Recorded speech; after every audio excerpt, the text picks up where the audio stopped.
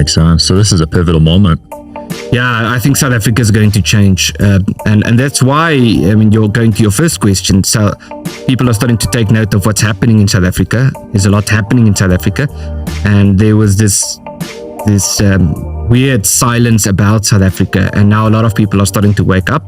So there's some form of change coming. There are people more on the left who want a different political dispensation because they don't want any form of human rights. They don't want any form of minority protection. They want a much more radical system, or they want human rights that only benefits them. Right.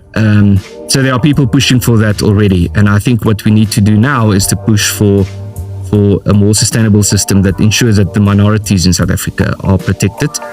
And I think the West and countries like America have a role to play, because America, for example, was very involved with setting up the political system that we have in South Africa today, thinking that this would be the solution, this would be the miracle that BBC spoke of and the United Nations boasted of, and it turns out it isn't.